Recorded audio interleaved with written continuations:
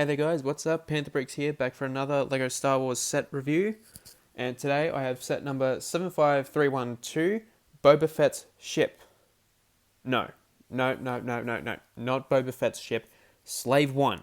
That is what this is called, okay? Slave 1. Okay, cool? Good. Now, last week, or it might have been a couple weeks ago, a couple weeks ago, I did a review on the Bad Batch shuttle, and I did rage a little bit. Well, not fully rage, but I got a little angry because it's Slave 1.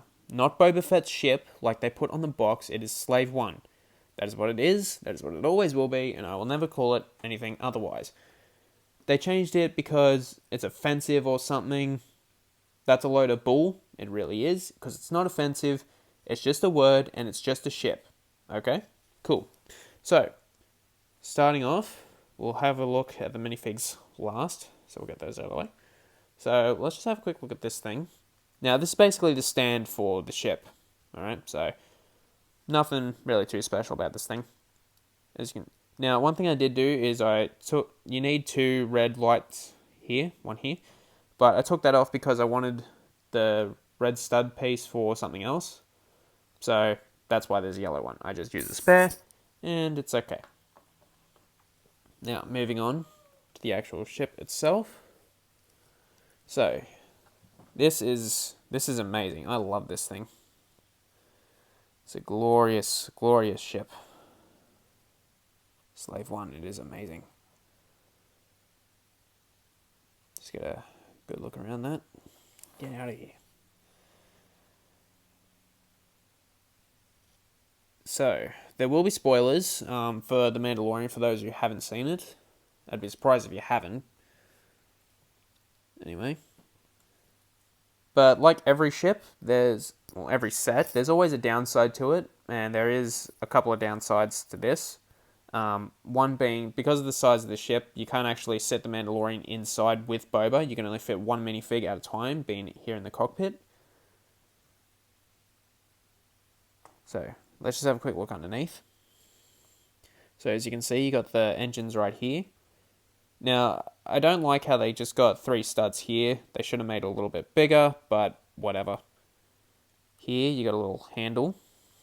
So, you can hold the ship as it's flying. And as you can see here, whichever way you have the ship, the wings here actually move with that, which is really cool.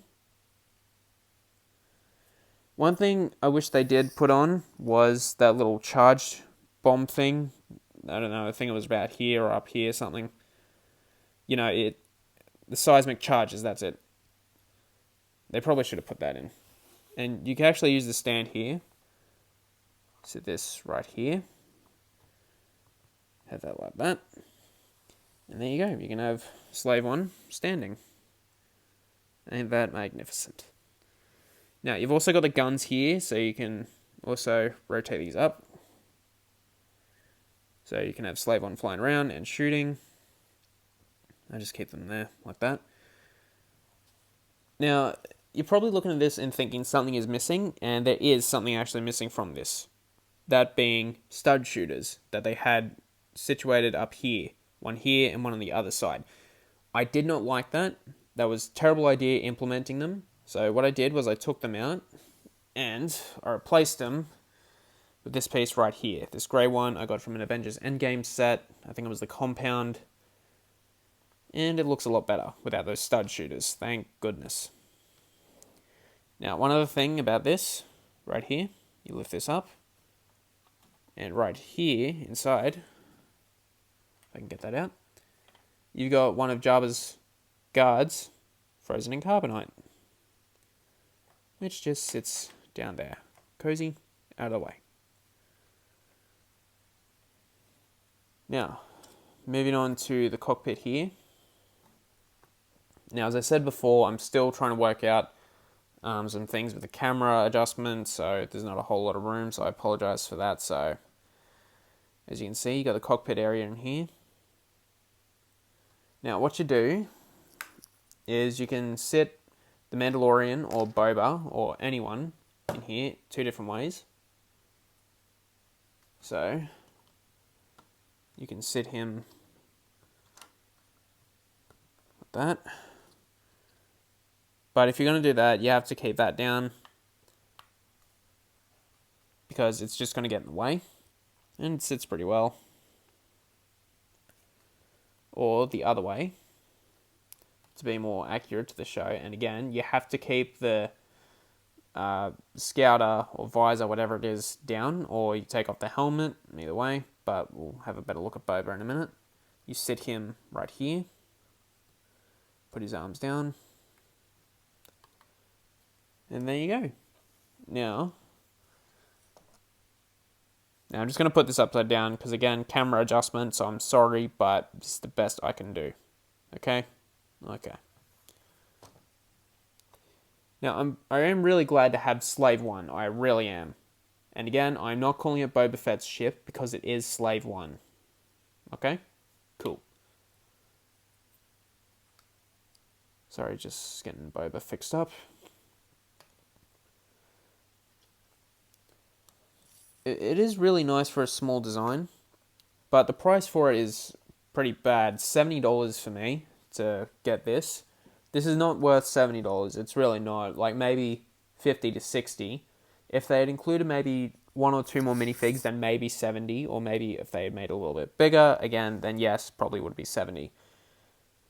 But as it is not worth 70. It really isn't. So I don't know why they did that. Anyway, so coming on to the minifigs now. We'll start off with this one here, the Mandalorian, or Din Djarin, as I believe his name is. So he's got his Beskar armor and his Beskar spear, which is really nice. And like all the other Mandalorians, he's just got a black head instead of face printing. Hopefully they actually do give him face printing at some point. Just try and get a look there at the back printing, which looks really nice. So yeah, like I said, they probably could have added in other minifigs. I don't know. They should have added in maybe a Stormtrooper, or even, what was her name? Fennec. Yep, Fennec. They should have added her into this set, I reckon. Now, for the best minifig in this set, Boba. Now, in episode, I believe it was 14, when this ship was coming down to the planet and I heard those engines, I straight away thought, that's Slave 1. That is Slave 1. Yes, finally, we're going to see Boba. As it turns out, Boba was actually in an earlier episode in Season 1, in the credit scene, but it was just his legs. People had speculated that was Boba. Other people thought it was someone else. I thought it could have just been anyone. Maybe just a scavenger or something. But no, it was Boba. And I'm really glad they brought him back. I don't know how he got out of the Sarlacc, though, and how the Jawas got Boba's armor. That doesn't make sense, but, you know, it is what it is. Anyway, sorry, getting off track. So, just having a look at this minifig. I absolutely love this. I'm really happy to finally have Boba Fett. As you can see, he's got his clean armor. He's got the sign of the Death Watch, or Mandalorian. Yeah, I think it's the Mandalorian symbol, something like that, I don't know. Right here. It's really nice. Now, this weapon, I'm not too big on it, but it's sort of grown on me at the same time.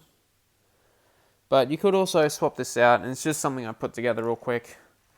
So you just take a small blaster and a candle piece, the black one from the 501st Battle Pack, put that on, and that works pretty well, actually. I might actually keep it that way. Yeah, I might keep that. So, having a look at his face printing. Now, that looks amazing. It really does look fantastic.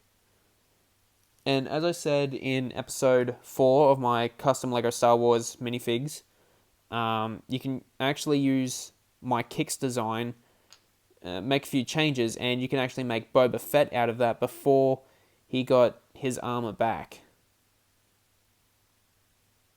So I recommend checking that out if you want to, and having a look at it. Now just have a look at the back printing, if I can get this head off. Yep, so his back printing looks really nice. And I might actually try and get a second one of this set, maybe. I'm thinking about it, but I don't know yet. Like, even if it's just for Boba, because it's the only way to get him at this point, but they might make something else later on. I hope they do. So that does it for this review. I hope you all did enjoy. Please leave a like, comment, or subscribe, something like that. Up to you. Anyway, and I'll see you all next week.